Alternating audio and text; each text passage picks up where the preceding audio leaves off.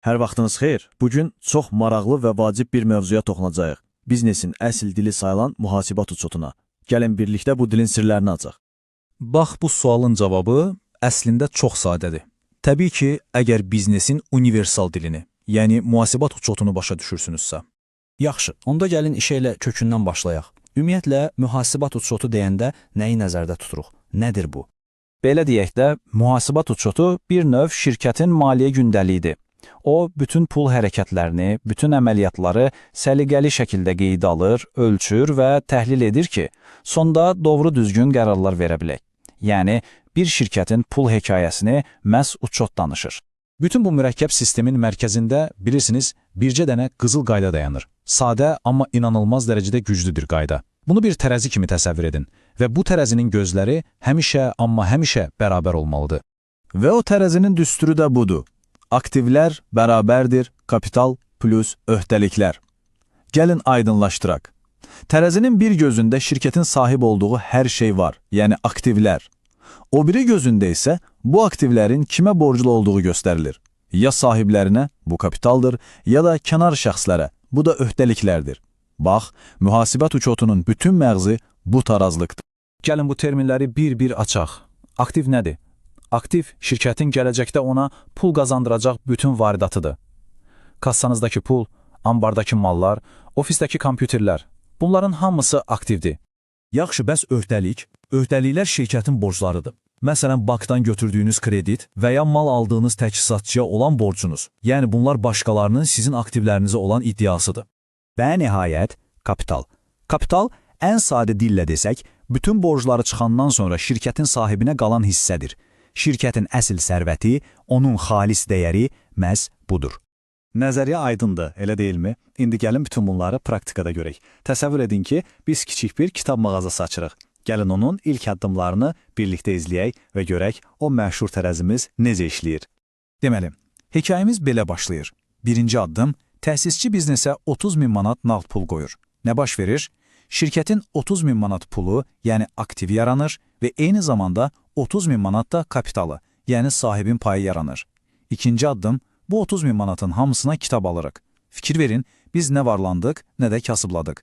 Sadəcə bir aktivimiz getdi, yerinə başqası gəldi. Üçüncü addım, kitabları 42.000 manata satırıq və kassamızda 42.000 manat var və 12.000 manat mənfəət əldə etdik. Bu mənfəət də birbaşa bizim kapitalımızı artırır.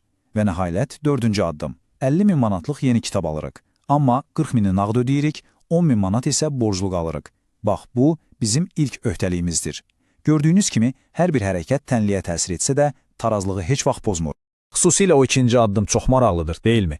Pul verdik, kitab aldıq. Aktivlərimizin ümumi dəyəri dəyişmədi, sadəcə forması dəyişdi. Yəni, 30.000 manatlıq nağd pulumuz oldu, 30.000 manatlıq kitab. Amma tərəzi, o, qətiyyən tərpənmir. Yaxşı, bütün bu alver, borc, mənfiyyət bunları qeyd etdik. İndi nə etməliyik? İndi vaxtıdır ki, gördüyümüz işin nəticəsinə baxaq və şirkətimizin hekayəsini rəqəmlərlə yekunlaşdıraq.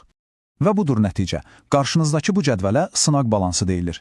Bu, sanki bütün əməliyyatlarımızın bir kardioqramıdır.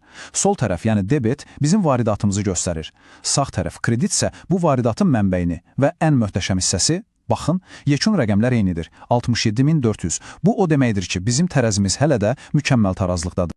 Hər şeyin tarazlıqda olduğundan əmin olduqdan sonra artıq əsas hekayəni danışmağa başlaya bilərik. Məhz bu məlumatlar əsasında şirkətin şəxsiyyət vəsiqəsi olan əsas maliyyə hesabatları hazırlanır. Məsələn, biz nə qədər qazandıq? Bunu mənfəət və zərər hesabatı deyəcək. Şirkətin nəyi var, nə borcu var? Bunu balans hesabatı göstərəcək. Pul haradan gəldi, hara getdi? Bunun üçün də pul vəsaitlərinin hərəkəti hesabatı var. Bəlkə də düşünürsünüz ki, yaxşı, bu qədər hesab kitab, bu qədər cədvəl, bütün bunların nə mənası var? Niyə bu qədər vacibdir ki, hər şey tarazlıqda olsun? Cavab çox önəmlidir. Çünki bu maliyyə hesabatları sadəcə rəqəmlər yığını deyil, onlar şirkətin sağlamlığı haqqında məlumat verən bir rentgen kimidir.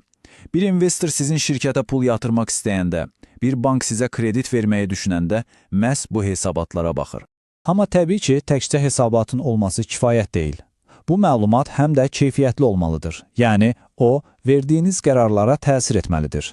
Hər şey olduğu kimi tərəfsiz göstərməlidir, onu asanlıqla başqa şirkətlərlə müqayisə etmək mümkün olmalıdır və əlbəttə ki, aydın, anlaşıqlı dildə yazılmalıdır. Beləliklə, istər böyük bir korporasiyanı idarə edin, istər kiçik bir mağaza açın, istərseniz də sadəcə öz şəxsi büdcənizi anlamağa çalışın, bu prinsiplər dəyişməzdir. Onlar sizə sadəcə rəqəmləri deyil, rəqəmlərin arxasında gizlənən hekayəni görmə imkanı verir.